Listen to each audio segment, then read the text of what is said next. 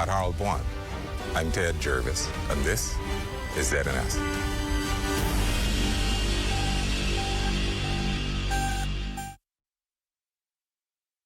The Rundown is brought to you by Commonwealth Brewery Limited.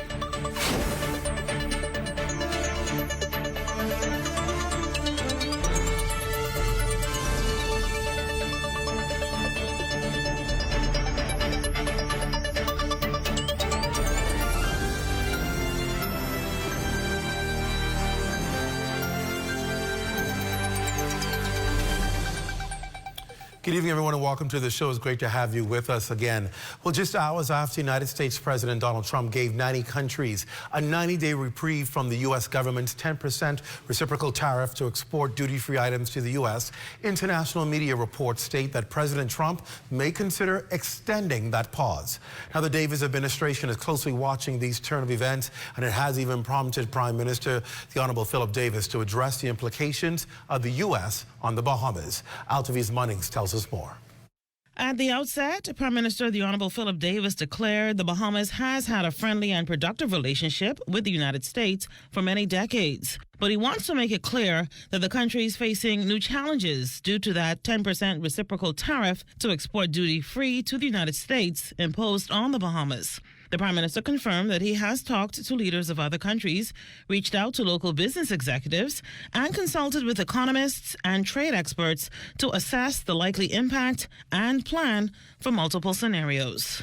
If the 10% tariff on Bahamian goods imported into the United States remains, Bahamian exporters in multiple industries will soon feel the impact. We have been in contact with U.S. officials regarding the change in policy, and we are working with fellow Caribbean countries on collective diplomatic efforts. We are also speaking with Bahamian exporters and working to understand whether there are short-term policies we could enact to cushion the fallout. This is where the government's trade diversification project comes in. For the first time, the Bahamas has an agency dedicated to expanding trading opportunities and a national trade policy. Significant efforts to create new trade relationships are already underway and will now be intensified. However, the Prime Minister laments that the new tariffs are likely to cause new inflationary pressures, which would mean higher prices for Bahamian consumers. For a country like ours, higher prices will add to what is already an unbearable high cost of living. We are very concerned about the impact on Bahamian families. And that relief for Bahamian families involves the Davis administration's new energy reform plan and that 5% value-added tax reduction on food store items. While the government, though, touts the recent Moody's credit rating from stable to positive, Prime Minister Davis acknowledged that their report did state that the country remains vulnerable to external shocks. This is why he affirms that his government is doing all it can to mitigate economic peril at any cost. Another significant risk to the Bahamas is that a slowdown in the U.S. economy will slow our tourism industry. We will be convening industry leaders as we evaluate options for mitigating the risk we face. If the new tariffs are not significantly unchanged as U.S. policy evolves. The Prime Minister concluded that the U.S. tariffs are the highest they've been in more than a century, and he recognizes that although the Bahamas is entering uncharted territory, we can survive storms. And as a nation, he says, we will pursue a constructive path forward as we seek blessings and prosperity for all of our citizens and all of our neighbors, including our friends in the United States of America. For On the Bahamas Tonight, I'm Altaviz Munnings. So what in essence does it mean? Well, quite simply just that. Tighten your spending. That's what it all boils down to, you know.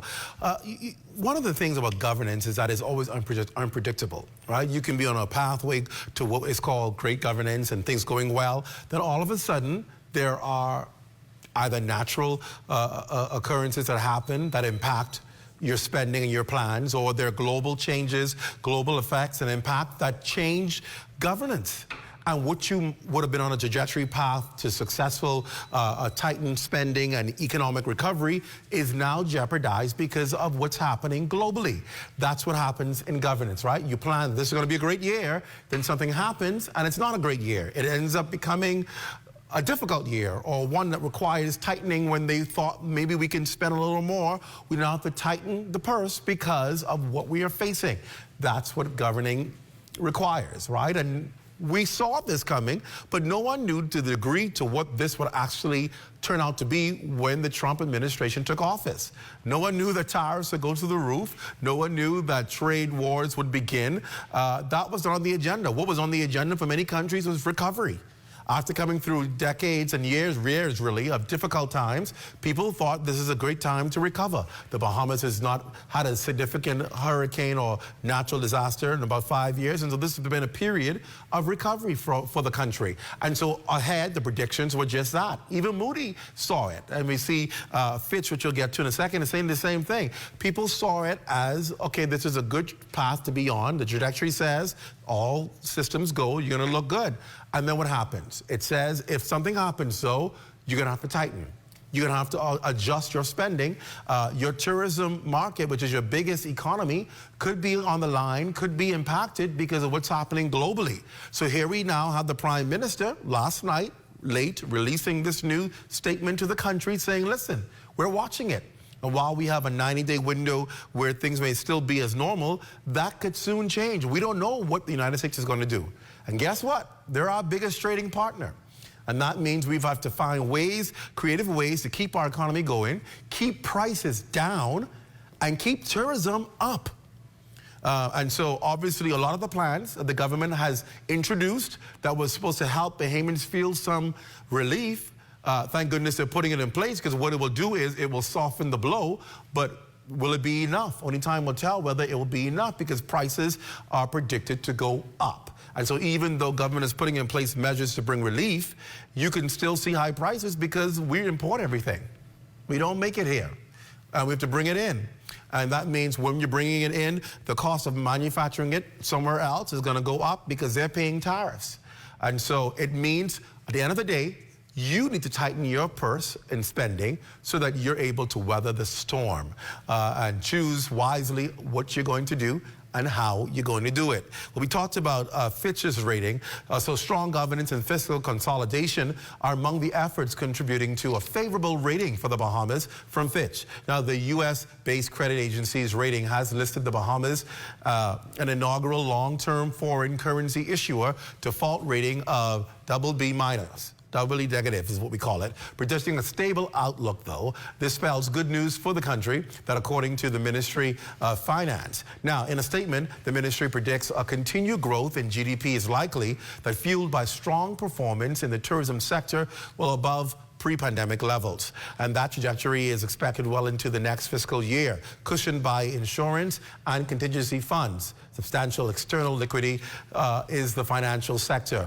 And of course, all crafted to reduce impact from natural disasters, right? Now, with observed improvements in debt indicators by Fitch, with debt to GDP decreasing to some 81.5% in the 2019-2020 financial year, the ministry feels this foreshadows a new era in marked improvements in the country's international rating, creating a positive re-rating trajectory. That's a lot, right? What is it saying? Well, it's saying you're doing okay, Bahamas. That's what I'm summing it up to be. You're doing okay, but keep your eyes on the prize. Keep your eyes on what's happening internationally. Keep your eyes on if you're going to have to make some reaction or adjustment if something happens that is going to cause you to go into some unpredicted spending. You're going to have to make sure that you can adjust what you're doing in fiscal responsibility. It's something government has been working on and trying to manage with the financial team in place with Prime Minister. They've been trying to ensure that, listen, if something comes out unexpectedly, can we manage it? How do we manage it? Can we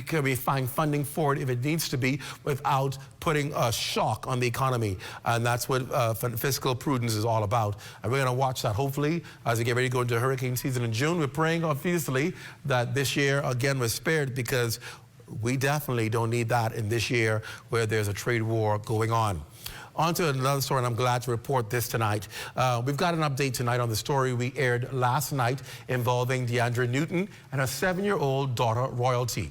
Now, the Abaco mother has been appealing to the Ministry of Education to allow her daughter, who has cerebral palsy, to remain in school despite her daughter's disability. She maintains her daughter is a smart child who can read and write.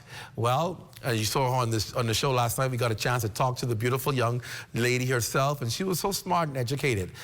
This was just last night. Well, we've got good news to report tonight. The Ministry of Education and Technical and Vocational Training advised in a statement today from the Minister, Gladys Martin, that after consultation by the Department of Education's Abaco District with the parent concerned, it is anticipated that the student in question will resume in-person classes immediately as the necessary support has been identified to fill the gap previously created by the resignation of the school's employee. Now, the ministry's uncompromising commitment is stressing that in the inclusion of all children, including special needs children, through training, testing, evaluating, expanding opportunities, and building capacity, because every child counts. Education officials want to ensure and renew their commitment that no gaps are created in the critical commitment. I said last night, at the end of that interview and that story, if there is one person who's going to get to the bottom of this and resolve it, it will be Gladys Martin. And in less than 24 hours, it has been solved. I told you Minister Gladys Martin is a woman of action who's concerned about every child.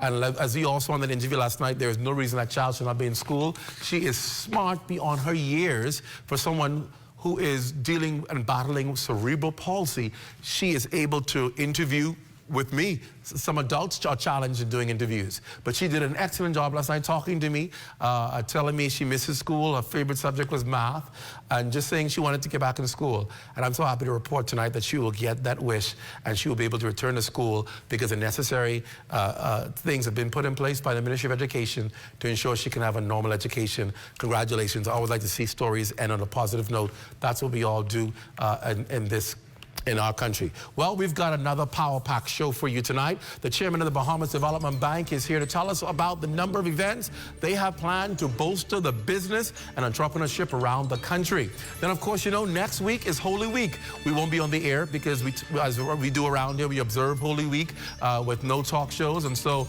this is our last show. But one of the most sacred periods in the Christian calendar will be observed. Rector of Holy Cross Anglican Church, Father Ethan Ferguson, he joins us tonight as well to talk about the significance of Holy Week. And y'all, we're going to end on a high note tonight, literally a high note, or in his terms, a louder note. The singing bishop is also here. I tell you, we're going out for Holy Week in grand style. Bishop Lawrence Roll has an upcoming concert.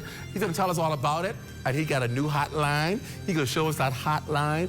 And maybe I can get him to sing a little line for me for us to go out. It's going to be an exciting show. Stay with us. The rundown is back on the ZNS Network right after the break. Stay close. Hi everyone, when heading to Florida to shop for your essentials, book your transportation with GoGoFlorida.com. The $100 cash deposit is back now on your debit card. Accepted at Fort Lauderdale, Miami, Palm Beach, and Orlando. Now there are lots of options to choose from, but I like the Tesla X, the electric vehicle, because I don't have to worry about gassing up. Or the Jeep Compass seating 5 with lots of space for your luggage or shopping bags. For the best deals, book now at GoGoFlorida.com, BahamasAir.com, and also available at Bahamas Air Sales Office. After 30 years of banking, I've decided to take a leap of faith. I moved from banking into an untapped industry, which is manufacturing in the Bahamas. And now we are standing on 3 acres of land on which we're going to be putting the Bahamas' first end-to-end plastic recycling company, Eden Recycling and Manufacturing Company Limited. Eden has 2 arms, recycling and manufacturing. This is groundbreaking for us. It's never been done before. It really makes a difference, not only in the Bahamas, but even around the world. This is not just a project that we're doing so that we can make a couple of dollars. We want to make sure that it benefits those who come after us. In future generations, we hope that this is a small vision, that they will take it and they'll expand on it. We can have the formula for what it means to do end-to-end recycling in the Bahamas, in the region, and even if we have to export these ideas and thoughts and concepts even into the U.S.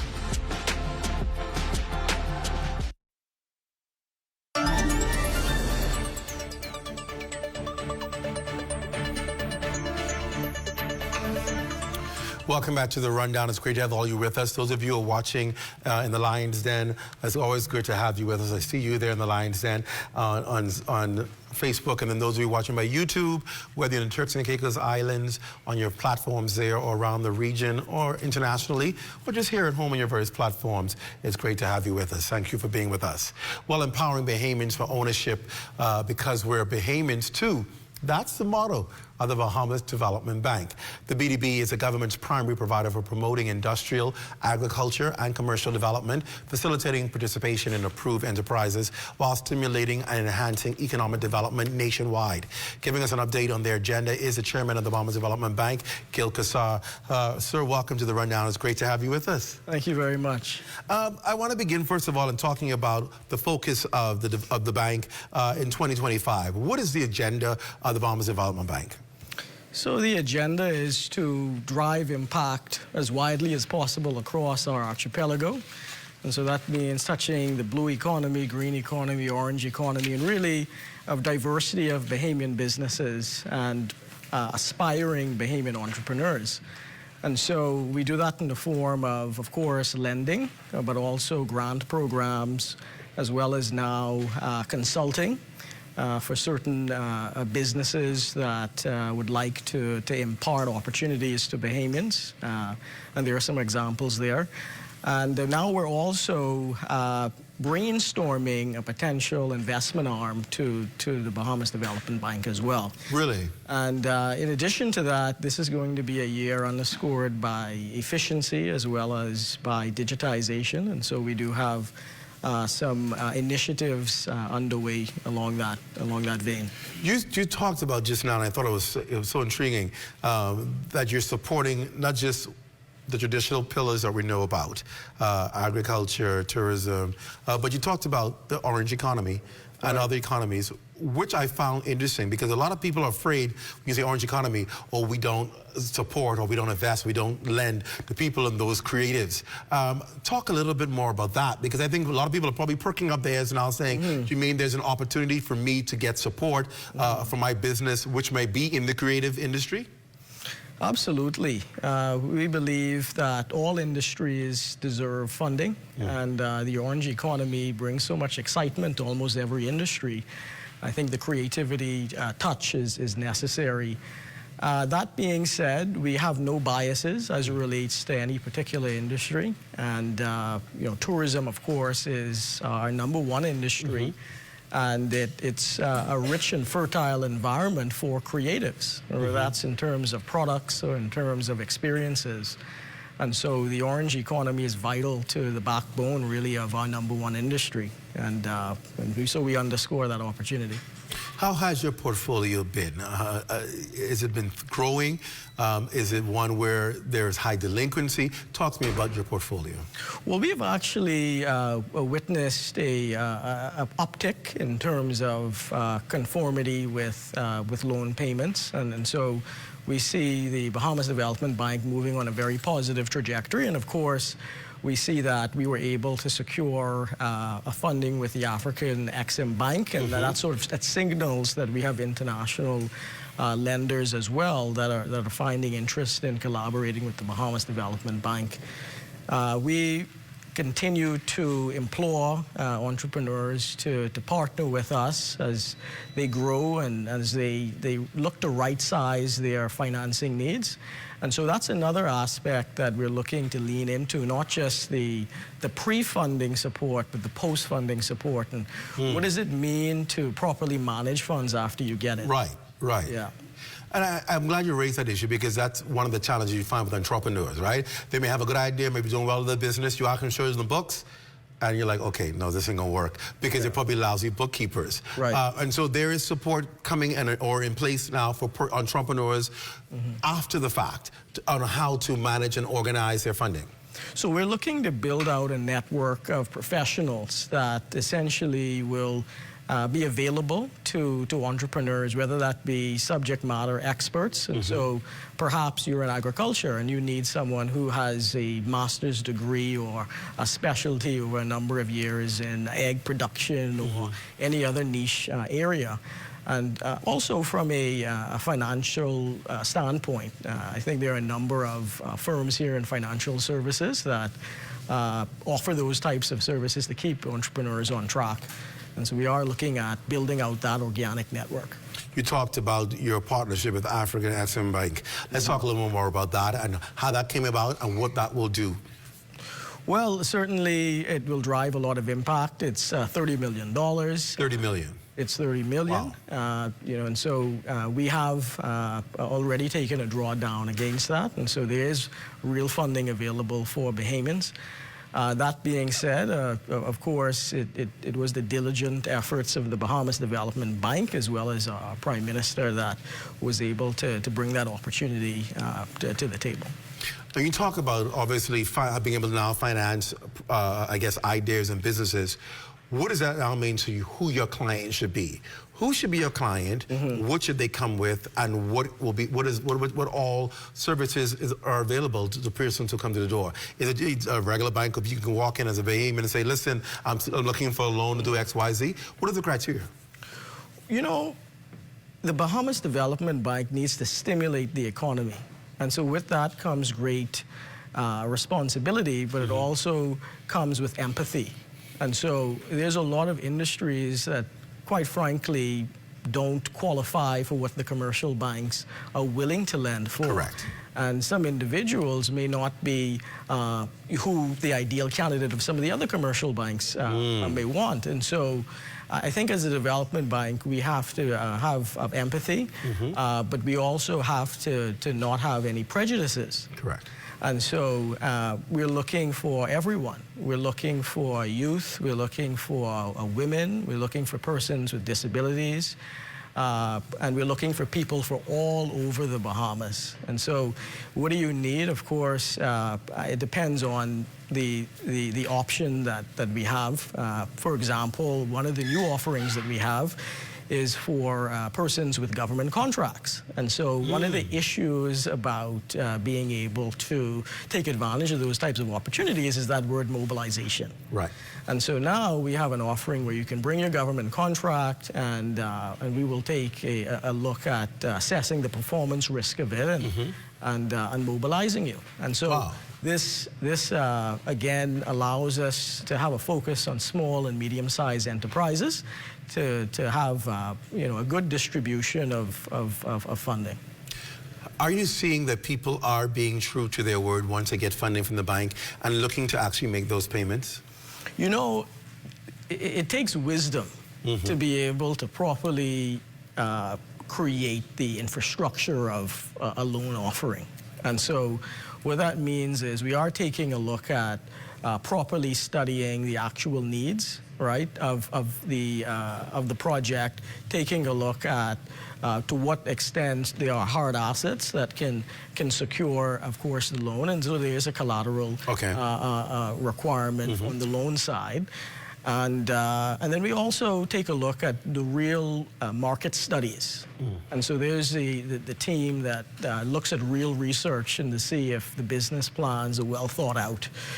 As it relates to the way that funding is dispersed, what we have been looking at is whether, rather than giving it all up front, perhaps giving it in tranches to allow a trend to take place before additional tranches become available.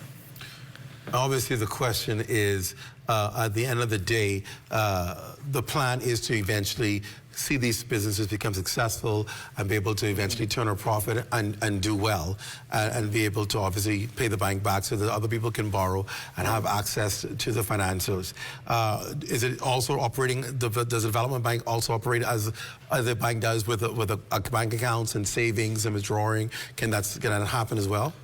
Well, we primarily focus on the providing of financing and not so much the operation, commercial lending, commercial accounts, and so on. However, we are looking to diversify the options that we make available for entrepreneurs. So, for instance, one of the things that we're looking at is a digital platform where entrepreneurs can engage in international trade. And I know that's a hot topic. Yeah. Things happening around the world. And so, you know, in those instances, we're looking at what a proper toolkit is. Of course, having your regular savings and checking accounts with other commercial banks remains important. However, what are the other things in your toolkit as a business owner? Whether that is a digital platform, whether that is post-funding support, point of sale platforms, things like this. People are obviously concerned as to, okay, I have a business idea, I want to expand, or I have a great idea, I want to go into business. But is this the right time, considering what's happening internationally, considering what's happening with the markets, considering what's happening with the U.S., our closest trading partner? I'm hearing people talk about tariffs, and if I begin a business, am I going to be able to afford to get my goods in? Right. What advice do you give to people right now? They're thinking, do I want to go and expand? Do I want to go and get money from the Bahamas Development Bank? Is this the right time to expand or create my business? I think it's the right time still, and I think it's always been the right time to start your own business. You know, I think that people often underestimate their capabilities, and we live in a highly digital and connected world where I feel that the shapes of business plans can take a form that suggests an international reach. And of course, it's a dynamic environment that continues to change, but such is life. And so, you know, I believe that this is the perfect time to get into tourism-based businesses, to get into housing projects, to get into a myriad of different smart climate finance considerations. And what you have to do is really be attuned to your environment, and you have to, in a real way, do market readiness testing.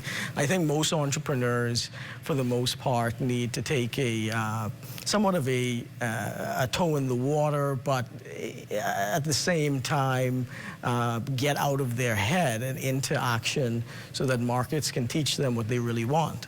And that takes some level of bravery to validate a business case. You have to test the hypothesis, if you will. You're reintroducing the Green Lending Program. What is that? And so what we're doing with that is very exciting. Again, we're all about smart climate initiatives as a country. And so this is about allowing Bahamians to get electric vehicles, whether it is through the Icon or EV motors or easy car sales, where we're not requiring you to have to make a deposit as it relates to getting the financing. Wow. And so we call it 100% financing to encourage persons moving in the electric vehicle space to support their businesses. That's a great initiative. Yeah. All right, I'll give you the final response. What do you want people to know today about the Bahamas Development Bank? What do you want to tell them in these final moments? The Bahamas Development Bank is your partner. We're looking to empower you. We believe in Bahamian ownership, and we want you to know that we're here to help you as it relates to grant funding, as it relates to lending. And don't hesitate to visit bahamasdevelopmentbank.com and to even stop by, and we do dutifully have persons available to assist them. Now I've got to ask you, is it only for Bahamians, or are you lending and providing grants for foreigners as well? We're only for Bahamians. Just for Bahamians? Just for Bahamians. And that is also, aside from loans, I did hear you say grant funding. So that means there are opportunities for persons to get grants. Yes, there are. Are those who are paying grants? Well, no, it's a true grant. A true grant, the real grant. The perfect grant in the day you got to repay. Well, this is exciting to hear. Right, so we have an integrated land management program that will be announced in June, and that's some $700,000. Wow. That is for smart climate finance projects involving agriculture. We're still defining the exact amounts available in terms of per entrepreneur, but it's somewhere between $25,000 to $50,000. And in June, you'll hear more about that.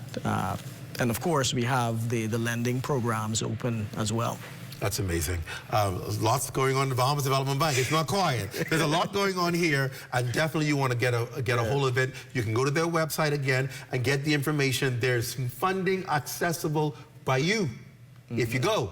So go ahead and check it out. Gil Kassar, thank you, Mr. Chairman, for being here. We appreciate it. Right, thank you very much. Stay with us. Holy Week. We're going to talk more about it. What does it mean? What should you be doing during Holy Week? I can tell you some things you should not be doing. We're going to talk about that. And then a little later, Singing Bishop is here. The Rundown, back after this tickles. Is the Little Caesars Stuffed Crust Pizza. Get more pizza for less money. Only $12. It's a whole new level of pizza with cheese stuffed crust so spectacular that there's nothing left. Pizza. A delicious pepperoni pizza with the crust stuffed with lots of cheese and brushed with butter and garlic flavor and sprinkled with Parmesan cheese. Hot and ready Thursday to Saturday between 4 and 8 for only $12. Simply irresistible. And only at Little Caesars. Pizza.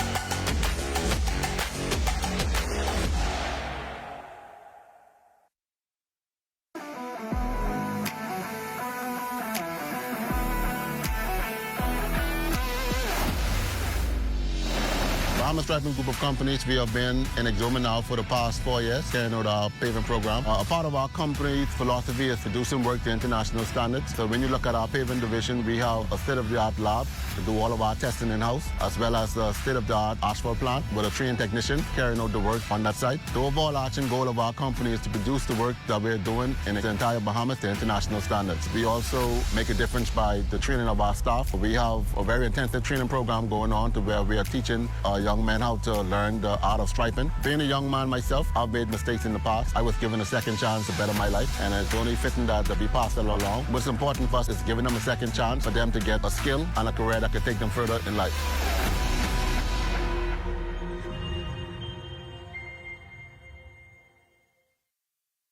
Hi, Phil Swift here for the Flex Seal family of flood protection products. Our flood protection products are specifically designed to work together in order to create multiple layers of super strong protection. All these windows, doors, seams, and openings have all been sealed up tight. Now there's a new way to protect your home or business from damaging floodwaters. Get the removable Flex Seal family of flood protection products.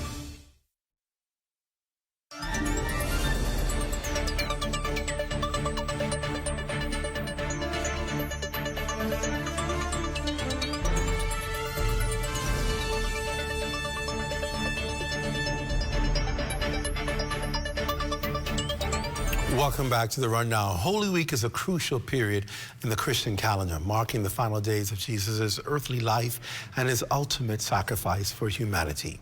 It's a time to teach spiritual reflection, remembering Jesus' suffering, death, and ultimately his resurrection, as the final day of Lent leads to Easter pretty much. Holy Week starts this weekend with Palm Sunday. Explaining how sacred this moment is Father Ethan Ferguson of Holy Cross Anglican Church. Father, welcome to the Rundown. It's great to have you with us. Good to be here, Clint. It's been a period, right? One of the things I like to always observe during the Lent period is the fact that people are busy doing what they kind of should do maybe year-round, and that is denying themselves from something. Correct. But I also have people, well, at least Lent period will give you some denial, if not for the entire year. It's a start. Yeah. But people are serious about it, regardless of how they frolic year-round or how people will say unsaved they are. People practice by making some level of sacrifice. Yeah. And then there comes Easter. But I want to start with the question, obviously. Mm-hmm. Should people return to the old habit after giving it up for Lent? Ooh, yeah, I went right into it. Because a lot of people are just counting down for when it's over and say, okay, absolutely, I go back now. Absolutely. Is that the whole idea of Lent? Absolutely not. In fact, you know, I have a phrase, there's a phrase that has been coined: what you can give up for Lent, you can give up for life. Oh, I love that one. I love it. I love it. So the idea is that Lent ought to help us to enact that kind of discipline, that regiment of denying oneself, of getting rid of the things that we know are not helpful or useful to us, the things that are not building us up spiritually and in other ways, and to allow ourselves to focus on letting go of those things. And the idea is that after 40 days, you should already be in the habit of the discipline of having let go, that you do not go Return back to it. Correct. But of course, that's not that's not how it usually works, unfortunately. Now, some people have been giving up liquor, say, well, they can't wait to get their drink.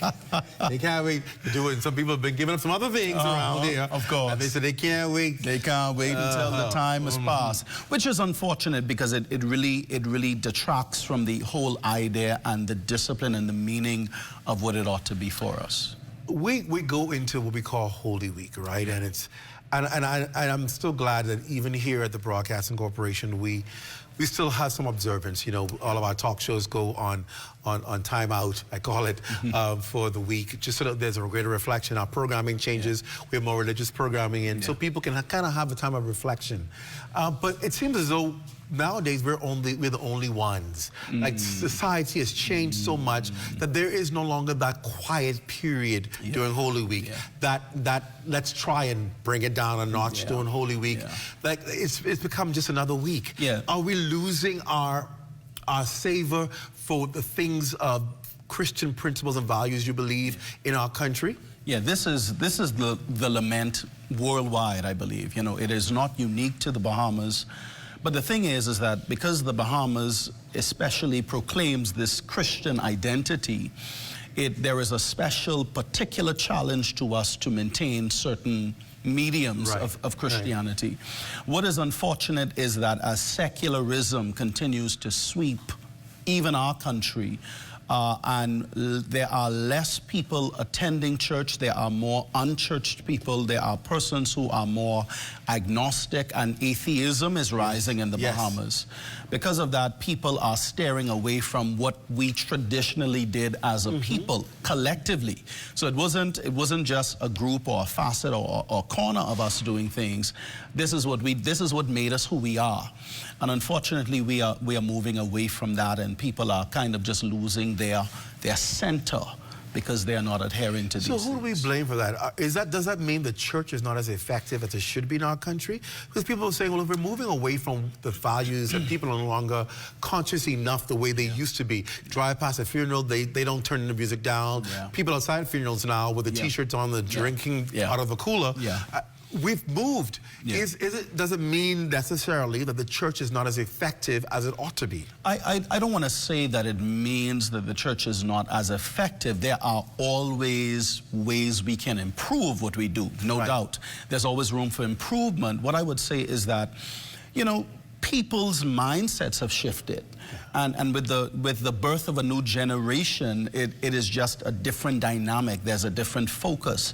The rise of media, social media, and all of these distractions that have really catapulted a new generation completely away from the norms of what it means to be Christian, of what it means to be Bahamian, of what it means to enjoy our cultural norms and religious norms. And I think that's a big part of the challenge. Bahamians seem to be, I guess, for lack of better words, we've secularized Christendom, right? We have. We've watered it down. We used to have Sunday school. People went to church 4 times a day on Sunday. That's right. The first service, you went to the main, we call divine worship service, 11 o'clock. And then you had evening worship. And then you had afternoon Sunday school. That's right.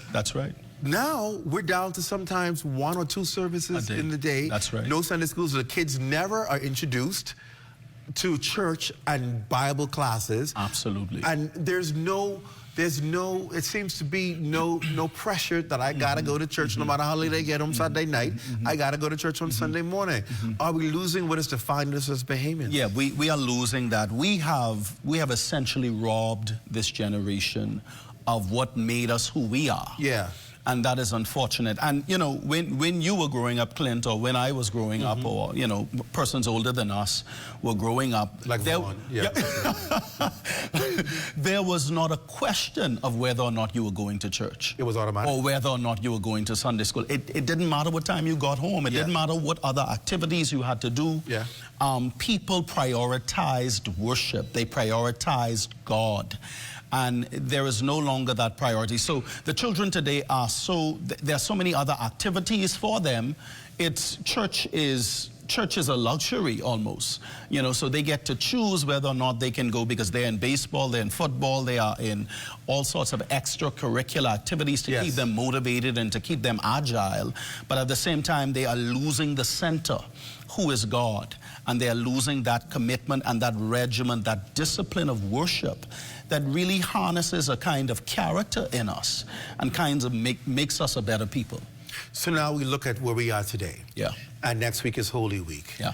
What should people do to maximize the benefit and the meaning of what next week should be about? Well, you know, the first thing that I can think about is going back to basics. Yeah. And while that sounds cliche, I think we need to settle ourselves and to, one, find a place of worship. If not finding a place of worship, find a place of private worship and reflection, right, in terms of reading the story again and reminding ourselves of the greatest story that has ever been told. It certainly is. And of course, taking back in all of the sights and the sounds and the wonders of that first Good Friday, that first Holy Week, and reflecting seriously and deeply on what Jesus did for us, the sacrifices that he made for us, and of course, the fact that he rose for us as well. I think people have to go back to bringing the family together, reestablishing that family altar, finding time for devotion, finding time for worship, finding time to just reflect. And I think that we are so busy hustling and trying to make the next dollar. And life is doing us. That's the reality.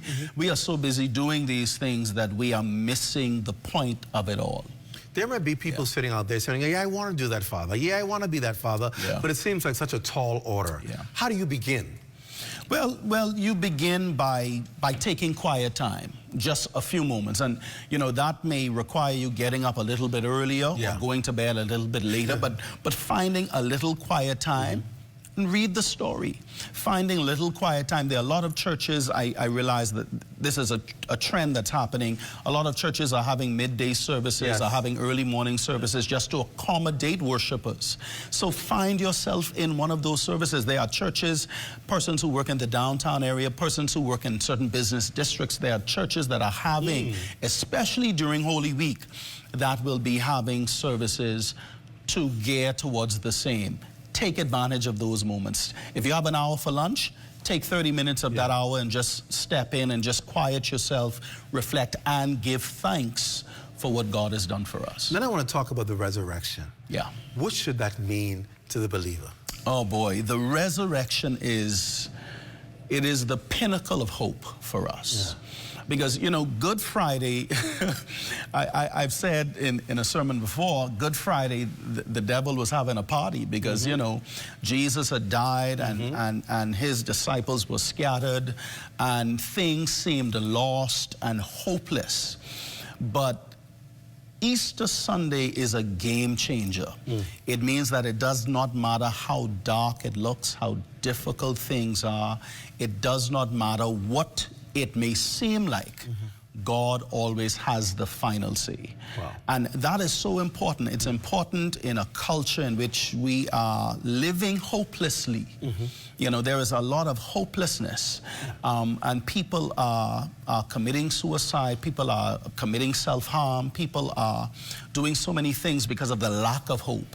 So Easter reminds us that that hope that Jesus came from the dead is the hope that engulfs our entire being, and that because he lives, we can face tomorrow. We've got about 90 seconds left. Yeah. I want you to inspire and just leave a word of encouragement to our viewership during this Easter season. Well, if I could inspire us, I would just say to us, it is so very important for us to be thankful and grateful. Gratefulness is at the core of us understanding and appreciating what God has done for us. Gratefulness is at the core of us appreciating the sacrifice of Jesus, appreciating the wonder of the miracle of the resurrection. And if we could spend a few moments each day reflecting on this, I believe that it will change the way that we view our lives, the way that we see ourselves, the way that we handle the challenges that come into our lives, and the way that we are able to overcome the difficulties that we face. Because Jesus is alive, we too can live, and we can live a life in its abundance. Father, I tell you, that's encouraging. I believe you said it right on the nail on the head. So many people are feeling hopeless and going through hopelessness and just need to understand that there's something they can believe in again. And there is a hope for tomorrow. You just got to do is get to tomorrow. Yes. And you get that recognize, I can actually do this. If I got through yesterday, I can get through today. That means I certainly can get through tomorrow. Father Ethan Ferguson, it's a pleasure having you on. Thank you so much, and happy Easter to you, sir. Same to you, sir. Stay with us when we come back. We're staying in this theme of things. The singing bishop is here. He's got a big event happening during the Easter. We're going to talk to him about that and some things he's doing. And of course, you see him singing, but he got another talent too. We're going to talk all about it on the rundown. We come right back after this break. Stay close.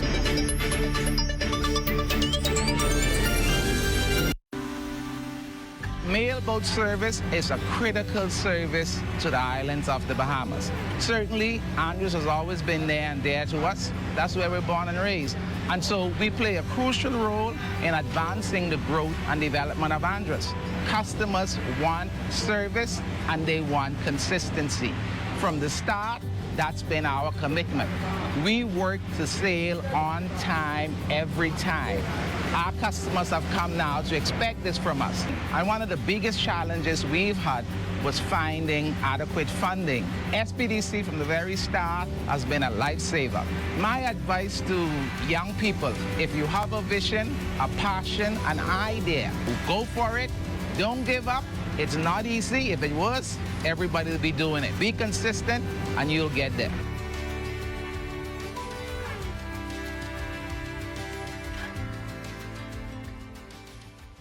The internet isn't just for surfing. There's a sea of shoppers buying online, and you can connect with them on Tingsy. Tingsy is the SPDC's online storefront built for Bahamians. Take your business to the next level by selling to customers online, both at home and around the world. People want Bahamian things, and if you got things to sell, sell on Tingsy. Find out how you can connect with a sea of buyers by visiting TingsyBahamas.com. We're here at the Nassau Village Community Center project, where over the past 17 months, we've hired over 20 Bahamian subcontractors to bring this beautiful project to fruition.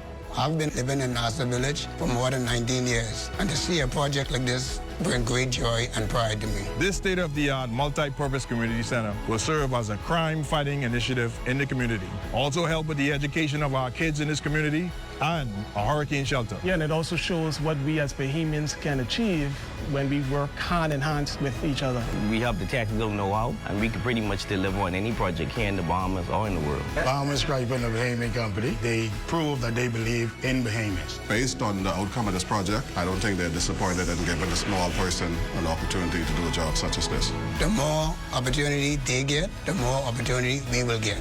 If you look around and see the work done so far, it just shows what we as Bahamians can do.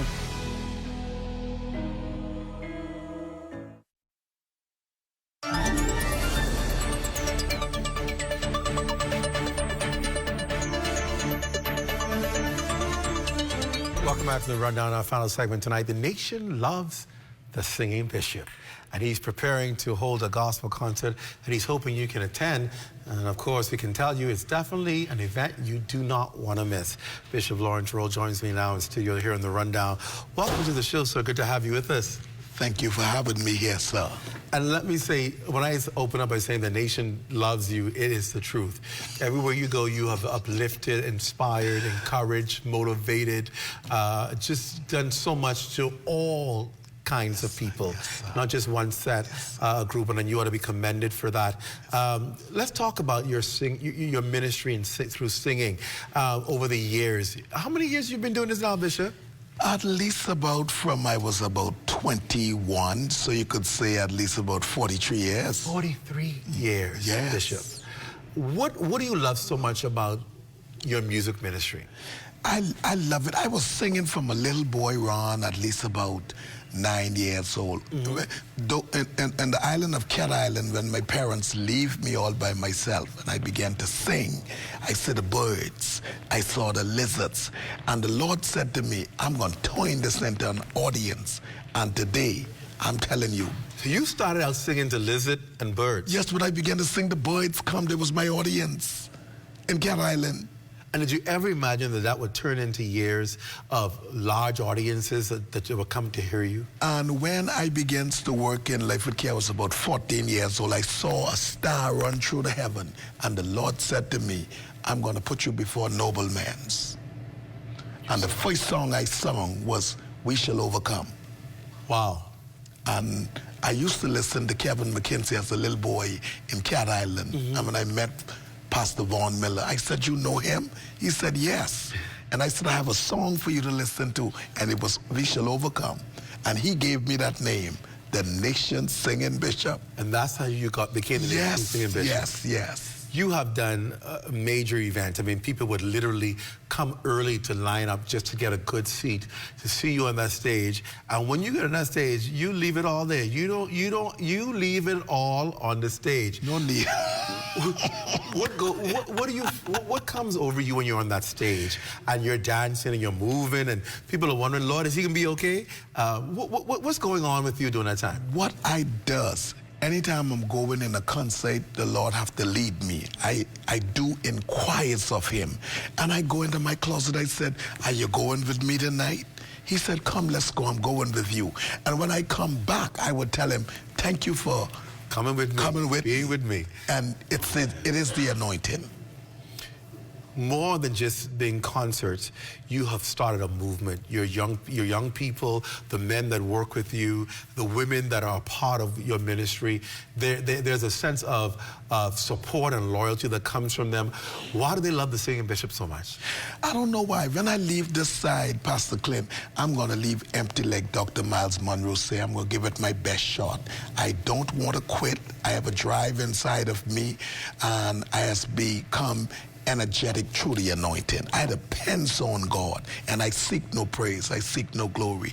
Every glory belongs to him. Wow. You were part of a major event taking place recently. The Prime Minister was there on the Saturday evening. Tell us about that event and how successful that was. Wow, that was a success. About 20 to 30 nations was there. Wow. And one thing I could say with my Prime Minister, he's such a loving individual. And you know what he said to them? He said, my cousin, Bishop Lawrence Roll, refused to quit. There's no quitting inside of me. A quitter never win, and a winner never quit. You got to keep on rolling, and you work with nothing. And seeing that the money is gone, you got to make ways that the money come. That's right. You have always pressed the wheel to help people in your community. Your church is in 2nd Street, right in the heart of the inner city. Yes. And you have many outreach programs. One that's notable is your feeding program. Oh, wow. Talk to us a little about how that has been going and how that came about and how many people you're able to feed and minister to. Well, I was feeding from at least when I was about 16 years old, and in fasting and in praying in Life at Key as being a young boss, as the owners leave their keys with me, I was fasting and I was praying, and the Lord said to me, he said, you are going to feed people. I said, I need to be fed. I ain't got money to feed people. And he said, just start right now. So my wages used to be like $14. And I went down, there was a Purity Bakery on Bay Street. And I went and I bought a lot of cakes. And I walked the street feeding people. And that feed ministry grew to be so huge. We reach out now to at least about 1,000 people a week. 1,000 people a week? 1,000 people. If you only see what being there on yesterday. it brings tears to my eyes to see the people running for those clothes. The police in the community from the urban renewal area, they worked with me on yesterday because we got to guard the people. People literally will throw you down for a plate of food. And you're involved in preparing this meal yourself. Why? Yes, well, there are times now what I'm trying to do, I have to hire cooks, but when they don't get the food on time, I got to cook. Yesterday, I cooked in the rain. You were in the rain cooking? Yes. What you cook, Bishop? I cooked conch and rice. You, what? Conch and rice. You was giving people conch? Yes, conch and rice. Look at you. Yes, conch and rice. I'm an island boy. So you know how to fix that meal. What? I hear you make a mean potato bread. Coconut Jimmy flour cake, potato bread, cassava bread, man. Let me tell you something. I could bake a whole hog. What? I could bake an elephant and all. What you mean? Jeez. Them firewood don't play. Tell me how supportive have the community been in providing food for you? Well, I really thank God for the government. The government gave a stipend, but in the meanwhile, I still have to get out there and sing. The reason why I go in concerts to sing, to make money, to make sure keep those people head above water. The young and the old, to be honest with you. And it was so amazing to see as I began to cook and the rain come down so strongly. I say, you think they coming today? But I'm gonna cook anyhow. Man, 12:30, 1 o'clock, they was crowded around the door. In the rain. I think they coming because it's you. They know they won't be blessed just by being around your presence. Some of them will catch boat to come there if river was sailing there. You're getting ready to do something big during Holy Week. Your concert. Tell us about it. Well, we're going to be at the British Colonial Hilton Hotel now. We cannot hold 3,000 people. I was going to say, the British Colonial Hotel can't hold that much. Already booked, that's right. This is not like Dr. Miles Monroe Church where about 2,000 people was there around 5, 6 o'clock. 500 to 600 people the most. And on this go round, we're going to have a little, this is Easter Sunday. We have some Easter hats made by me. You make them. Because people don't know. People only see you singing. They ain't know you could sing, cook, and you could sew. You do the tree. What? I don't only dance and cook and carry on. Let me tell you something. I'm a man of all trade, all talents. You have to make it work. And anytime you fasting and you praying, Pastor Clint, things gonna always happen out of the ordinary. And so I see things in the realm of the spirit. And this is the first time I ever made these hats. And if you see these hats, you would think these coming from New York. Bring the hats, bring the hats, bring the hats, bring the hats, guys. Oh my goodness, you made these hats? I'm a designer, Clint. Okay, you're a designer. What you taught, you see these? Oh man, this is the choir hats. It's the choir, so the choir's gonna be wearing these hats. It's like you getting married. It's like you getting married. So these are all hats that the choir will be adorned in. The choir, very. And this look like Easter. Easter. These are beautiful. You made these yourself? I sat down and I made these. And I see the beading. See the beading on them? All the of white beading all up in here. I'm telling you. Which camera am I showing this to? The beading all up on, see the beading on the inside? And look at that, man. That's the bow for your dress right there. And that's the bow. So you put this on your dress? Yeah, you put this on your, they're wearing white. This is the hat right here. White and silver shoes. This is the hat. Where's Makusla? I need, come Makusla. Come here, one you girls. Come on, come Makusla. Makusla's just finished doing the news. Come Makusla. I need a model for the hat. Come here. Bring somebody. Where's LaDawn? Come Makusla. Come here, quick. Come here, girl. Come Makusla Tinder. Wow. Come on here. This one matches you too. This is Peach. Oh. She got on Peach too. Oh my God, yes, that's the front. So come right in the middle. Come right here, girl. And you fix it on her. I'm a designer. Come right here. What you scared of? Look at it. Oh, look at that. Look at you. Look here. Look like a queen. Ooh. And see right here. Oh my God. Child, you look like $1 million. Give me some money. And you see that? You need to take a photo. Look at that. You look like a flight attendant. That's look like going to England. You're going to meet the Queen, eh? That's beautiful. You see that? Thank you, because you can't keep it though. You gotta give it back. This also suited too. Oh, put that one on too there. See, try this one. Wow. Let me just a little minute there, yeah. There you go. Oh my God. Beautiful. That's beautiful. Look, I just she crying and all. Wow. She's so emotional. You see that? Oh Lord. Look at you, girl. Put the front line in the paper. Look at you. Oh, I know, it's so emotional. Even the green suits you so. Oh, money coming. Money coming. Money coming. See her? Oh my Lord, she's crying. Oh my Lord. Oh man, beautiful. Oh Lord. Wow. Thank you, because you're beautiful. Wow. So, Bishop, so the choir, but 40 voices, and each one will be, look here, when Zedness need to be there. When you see them hit the runway on 7 o'clock. Oh my goodness. You crying to what you crying for?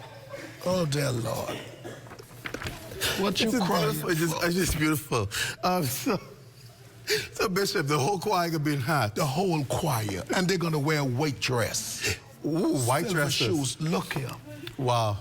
It's like you're getting married all over again. Wow, Bishop. And so you're gonna be singing. Yes, sir. And you some other artists are gonna be there as well. The Lord give it to me, yes. E-Man is gonna be there. E-Man. And we want this concert to be featured by the police band. The police band is gonna be there as well. Yes. How can people get tickets? Tell them. Well, it's a slim chance now, but 50 more tickets are there because this concert already booked. Wow. People have taken the tickets already. They're gonna swarm in there. Oh man. I'm telling you. Wow. So Bishop, in our last 30 seconds, give people an encouraging word for the Holy Week and for the Easter season. What do you want to say to encourage them? Well, it's a must that everybody be encouraged. God got us covered. He brought us from a mighty long way, and much further we are going to go. We're going to make it. We are going to survive because the Bahamian people are survivors. I believe that. Oh, yes. Bishop, thank you for your ministry to the country and the world, and for inspiring so many people, and for the work that you do with so many people. These beautiful hats, they're just amazing. Listen, your talent is many. Thank you so much, sir. Yes, sir. God bless you. And happy. Give me one line or something. Let me see if I could just, now look here, you got to be the right thing, you see. Well, you got it in your phone. Yeah, I got it in the phone. So I pull it up in the phone. Okay, you got it in the phone. But you got iPhone? Yes, sir. All right. Get this. Play something afterwards.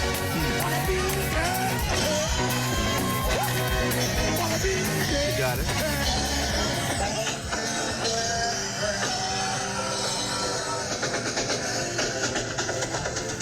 Do your one shoulder. One. You gonna lose weight to do the same. One shoulder. One shoulder. One shoulder. Then you wait till the music hit the next one. See? Order pin.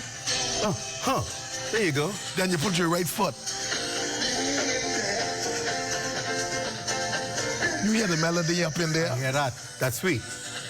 When they look here, when they lost control, they don't even know. You got it, Bishop. Thank you so much. Bless you, Blessings Pastor. to you.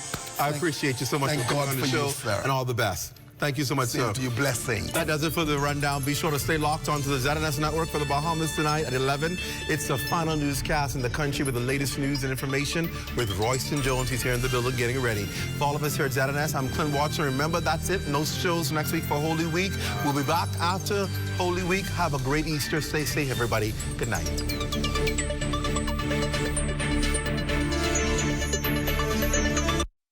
At Fort Montague, I'm Opal Roach. This is ZNS.